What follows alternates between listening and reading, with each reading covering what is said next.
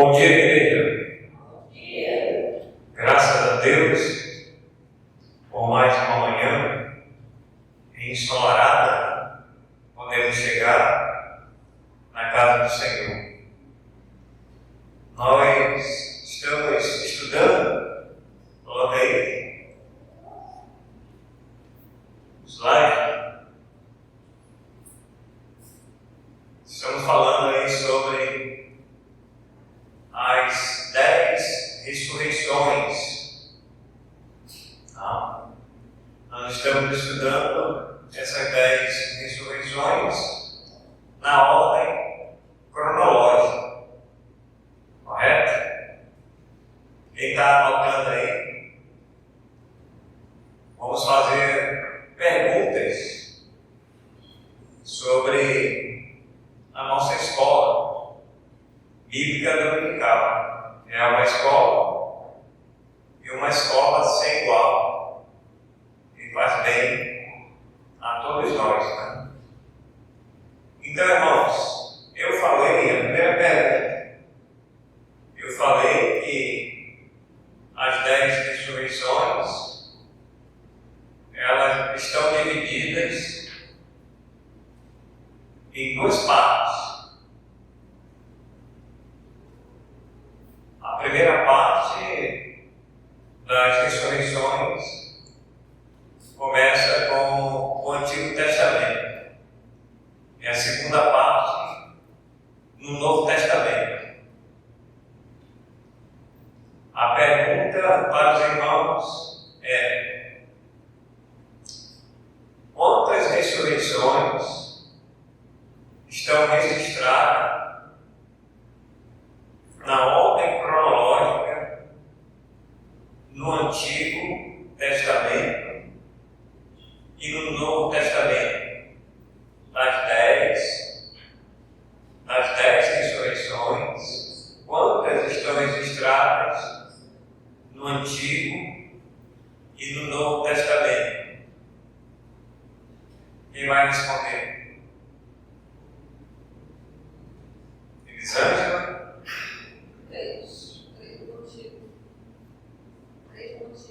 3 no Antigo, 7 no Novo. 7 no Novo, muito bem. 10, certo. Agora uma outra pergunta: qual a primeira ressurreição que é registrada no Antigo Testamento?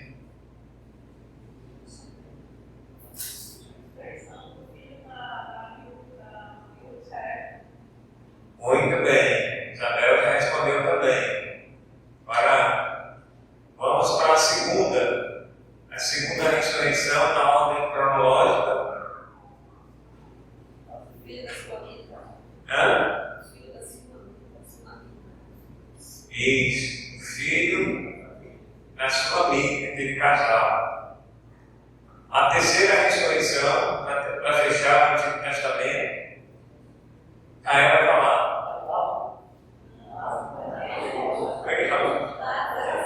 Não, Lázaro não.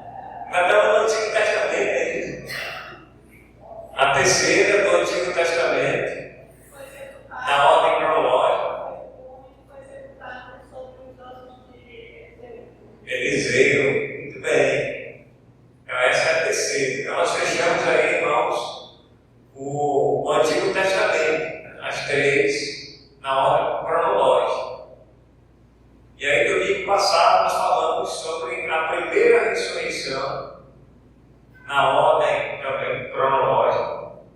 É uma sequência do Novo Testamento. Qual é a primeira? Está mais recente? Cadê? Quem vai responder? Elisângela?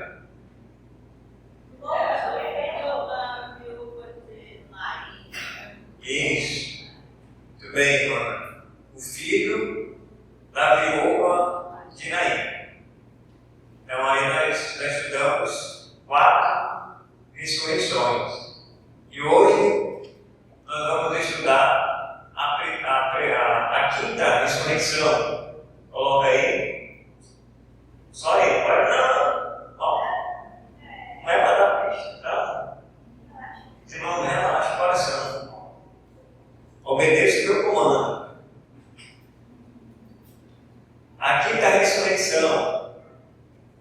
Alguém leu?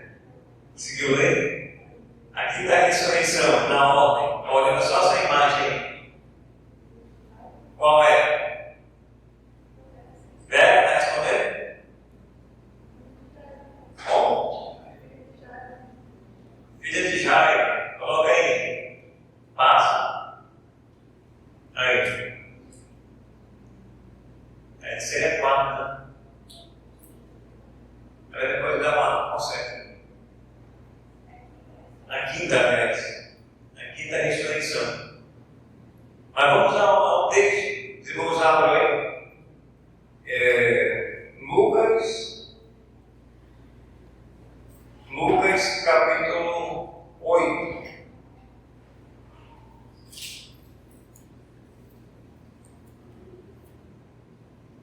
Lucas capítulo 8.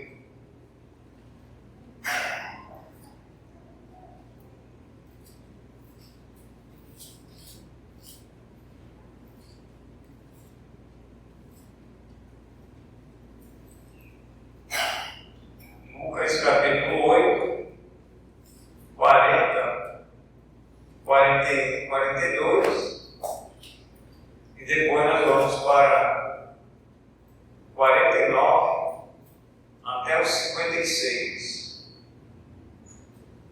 Lucas capítulo 8,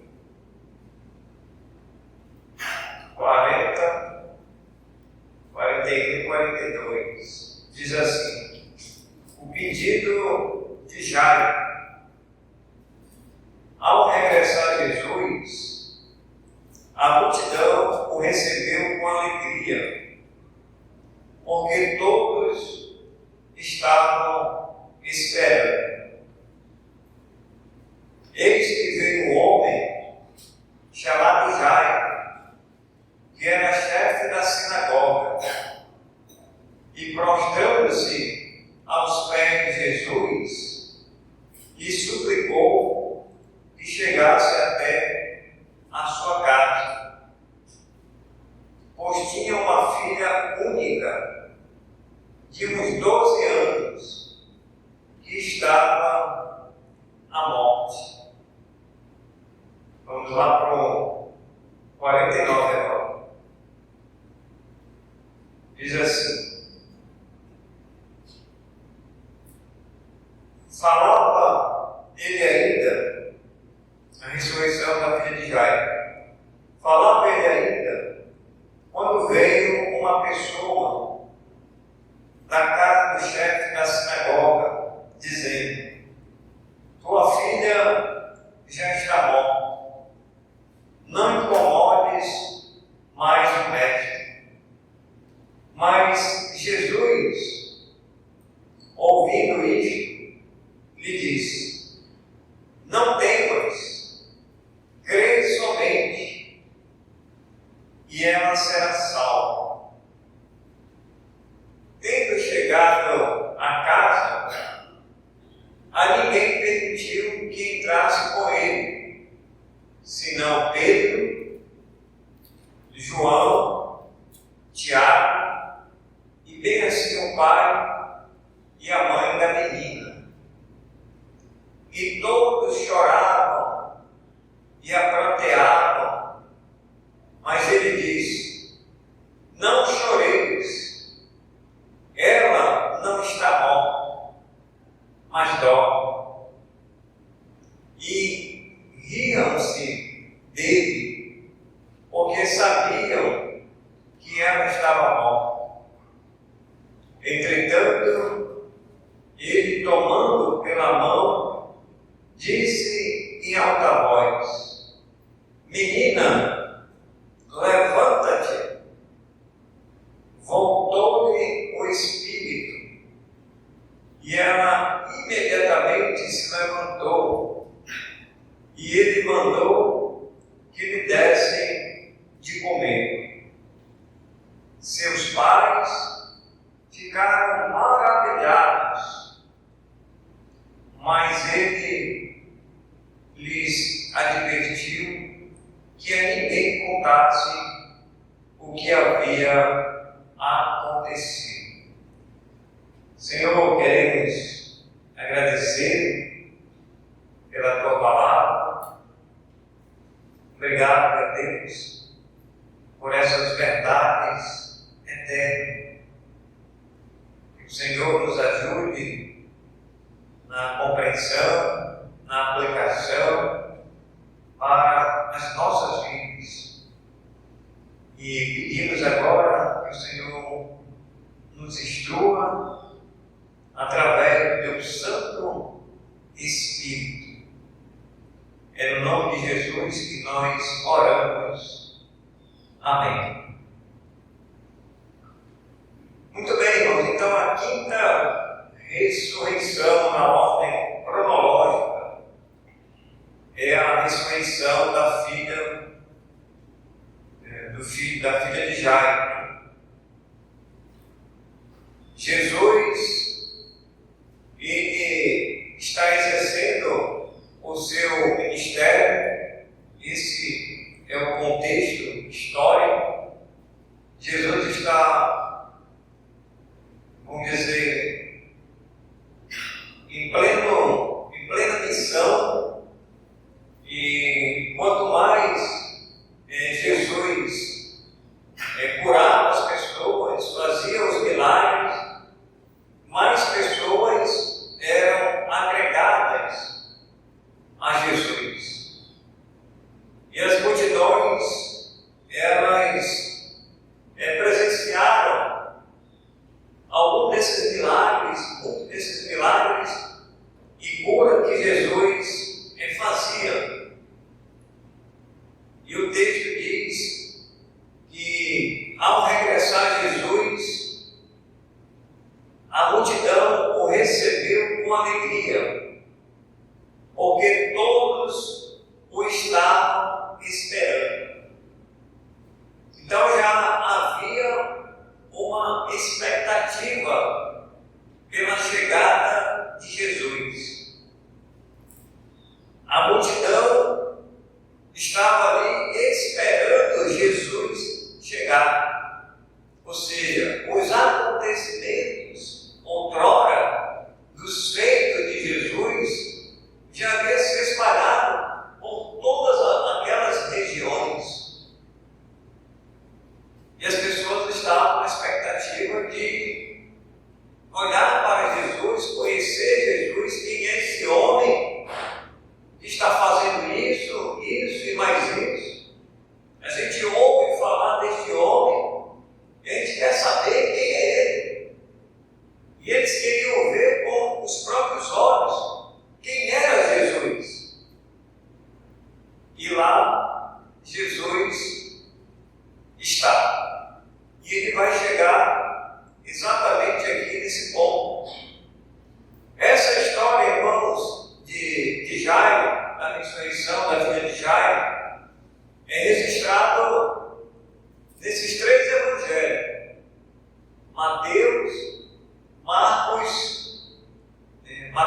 Marcos e Lucas. Apenas nesses três evangelhos. E cada um registra de uma forma como eles viram, esse mesmo acontecimento. Lucas, o evangelista Lucas, o médico amado, ele é mais detalhista nos pormenores dos acontecimentos. Lucas, ele alonga mais a narrativa que é descrita no texto.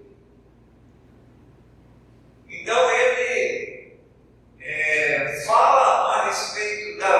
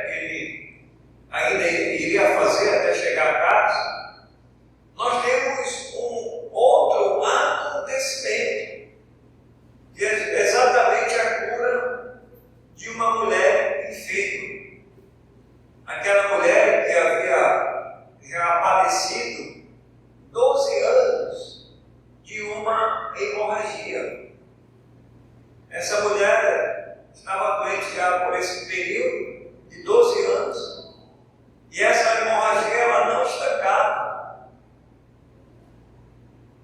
E como é ruim, né? Uma hemorragia, as irmãs que têm, sabem o quanto é ruim quando você está nesse período, né? Mas imagine, irmãos, 12 anos e o fluxo de sangue não estancava.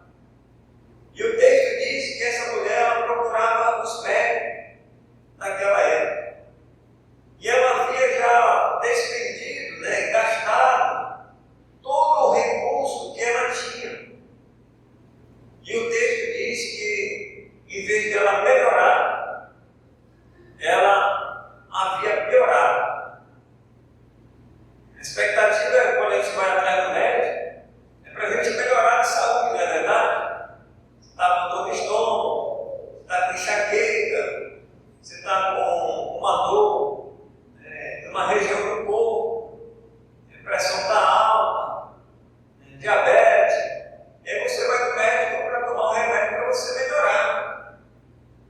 Mas essa mulher, ela foi buscar essa melhora, mas ela havia gastado o que ela tinha, e em vez dela melhorar, ela piorava do fluxo de sangue.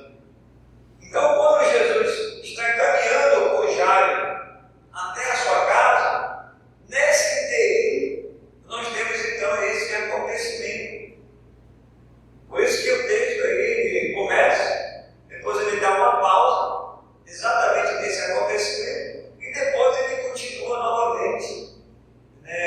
Lucas continua a narrativa do texto mais na frente. Então, por isso nós temos esse intervalo de acontecimentos. Então, nós temos aí, irmãos, a primeira imagem, no versículo 41. Valeu? Então, Jesus está regressando ali, a multidão está esperando. E esse homem, chamado Jairo, quem era Jairo? Irmão Jairo, ele era o chefe da sinagoga. Ele tinha uma posição de autoridade na sinagoga. E alguém que fazia parte da sinagoga era alguém que era respeitado, alguém que era bem visto pela sociedade, alguém que participava de uma organização religiosa e alguém que tinha a responsabilidade também de ensinar. Jairo é como ele fosse, como nos nossos dias, um professor, alguém que era revestido de autoridade. Então esse homem, ele tinha um prestígio muito grande naquela sociedade. Ele tinha um estado, ele era bem visto, ele era bem reconhecido. E as pessoas sabiam quem era Jairo, do qual o nome aqui aparece. Não aparece o nome da filha, não aparece o nome da esposa, mas aparece o nome desse homem chamado Jairo. E apesar, irmão, de ter uma posição privilegiada, nesse versículo 41, nós podemos observar a primeira lição do texto para as nossas vidas, irmãos, que é a humildade de Jairo. Ele vai se humilhar diante de Deus. E na sua humilhação, ele vai fazer um pedido para o Senhor. Então observe aí no versículo 41. E eis que veio um homem chamado Jairo, que era chefe da sinagoga,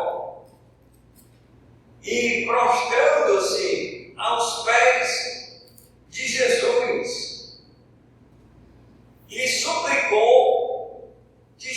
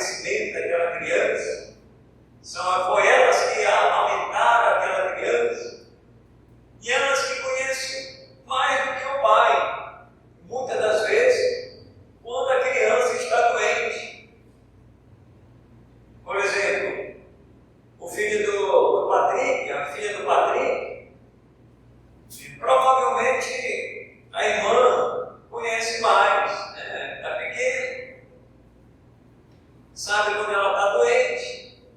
Está me olhando dela, o nome dela? Cecília. Cecília.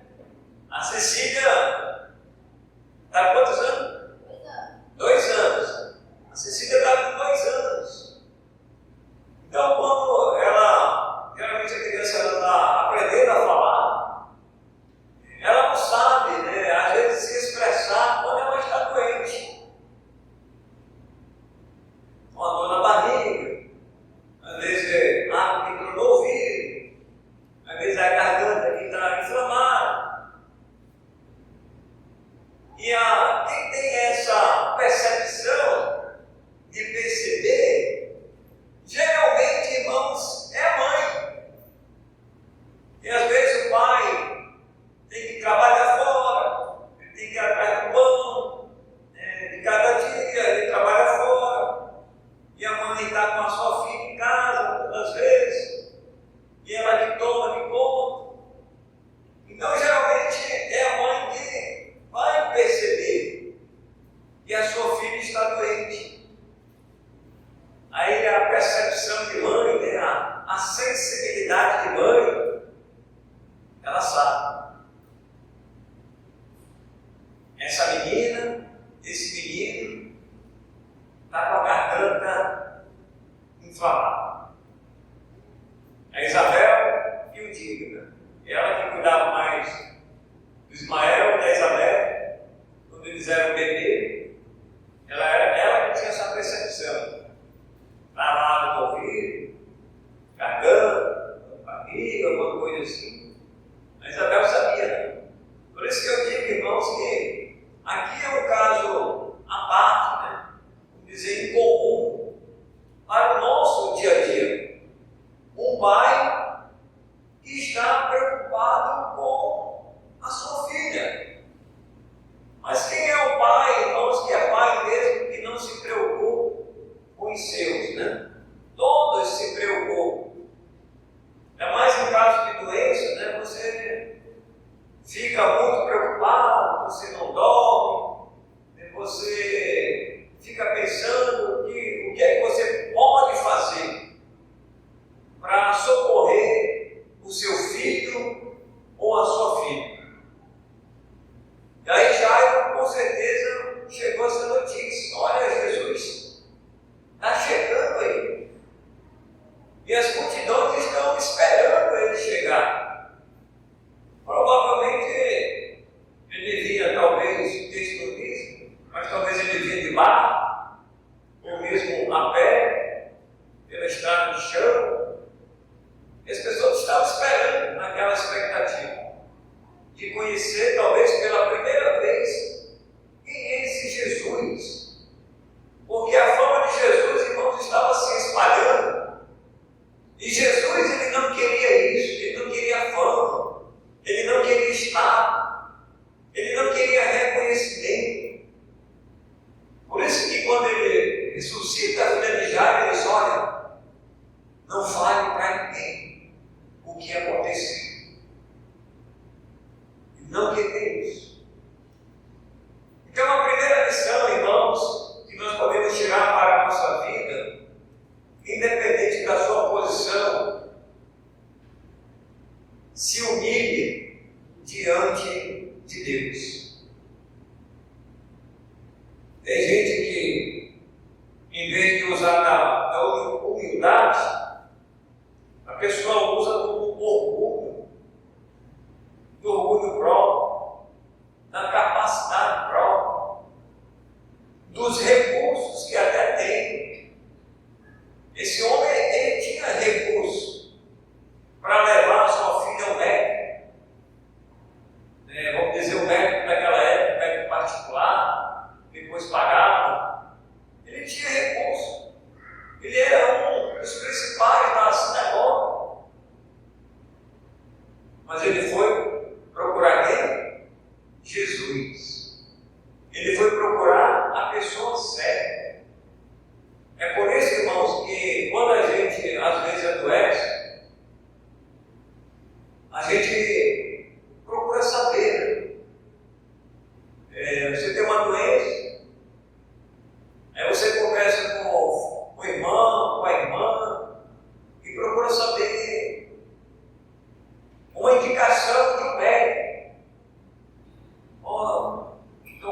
a isso.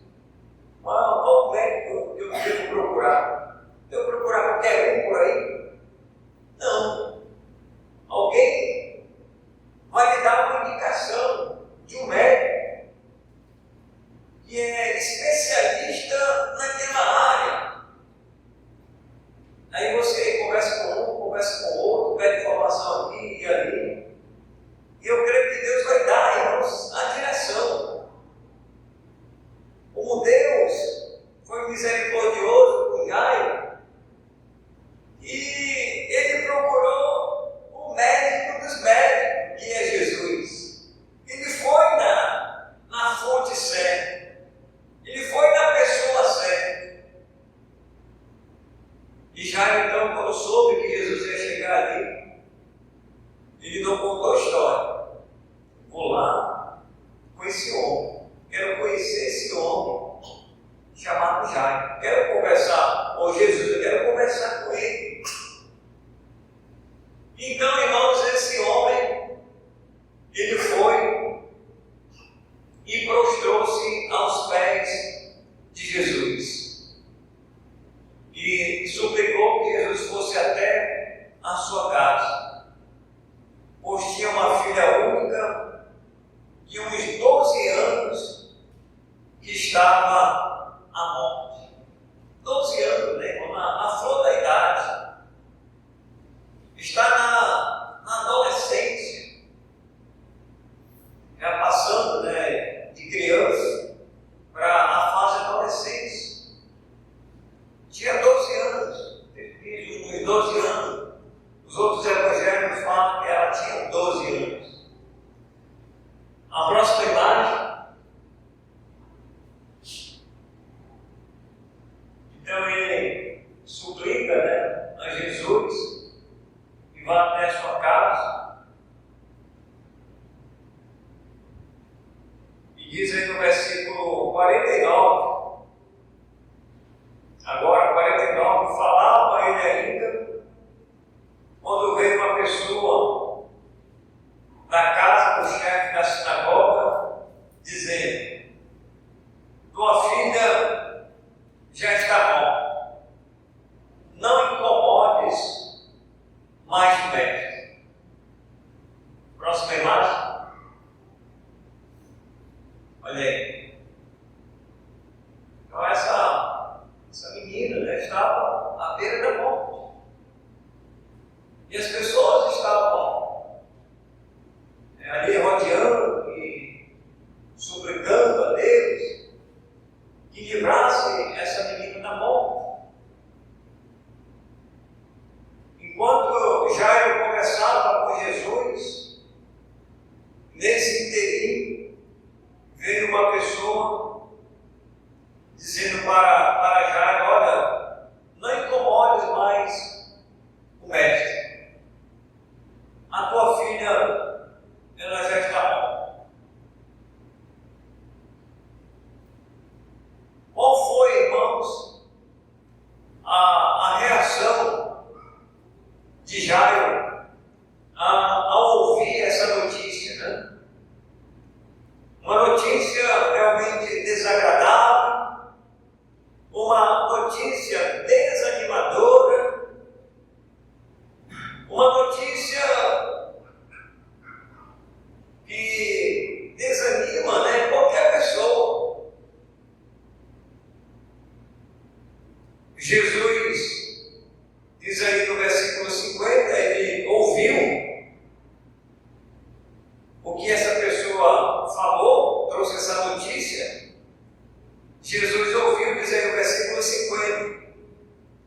Mas Jesus, ouvindo isto, lhe disse: não temas, crê somente, e ela será salva.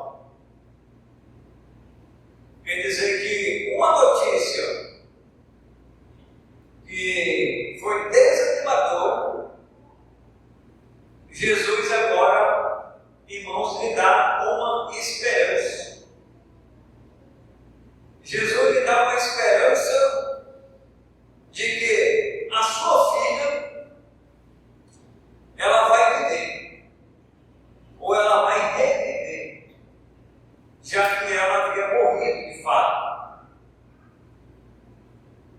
As pessoas que ali estavam em volta ali da sua cama, né, onde elas estavam, elas presenciaram que a menina estava morta. Por isso que alguém chegou e disse: olha, não atrapalhe, não conversa mais com o médico. Pode parar aí essa conversa, porque a tua filha já morreu. Então, irmãos, muitas das vezes a gente ouve, né, alguma notícia desanimadora. Mas uma coisa é, irmãos, não perca a esperança de que Deus ele pode reverter aquele quadro, aquela situação, às vezes irreversível, aos olhos humanos. Aos olhos humanos. Às vezes parece que não tem mais solução. E parece que nós chegamos ao fundo do poço. E aí não tem mais como sair dali. Mas chega Jesus e diz: não temas, não tenha medo, não se preocupe, eu estou com você. Não se desespere, confie em mim. Irmão, se fosse nós, se você fosse o Jairo ou a Jaira, tem o Jairo e tem a Jaira. A Jaira é a mulher do Jairo. Uma irmã lá em Cantando, o nome dela era Jaira. Então, irmãos, se fosse você, se fosse eu, e ouvíssemos essa notícia: olha, a tua filha, o teu filho morreu. Mas aí Jesus vai chegar. Jesus está ali com você. Não tem, irmãos, para quem recorrer a não ser Jesus. E foi exatamente esse Jesus que falou esta palavra para este homem: não temas, crê somente e ela será salva. Então não tem palavra mais estimuladoras, irmãos, do que essa. Não tem palavra de esperança maior do que essa. E esse homem, ele confiou, ele não se amedrontou diante daquela notícia. Ele não perdeu a esperança diante daquela notícia. E aí, irmãos, a outra imagem. Aí, no versículo 51, diz assim: tendo chegado a casa, a ninguém permitiu que entrasse com ele, senão Pedro, João, Tiago. Cadê? Viu? Não pode voltar lá na imagem.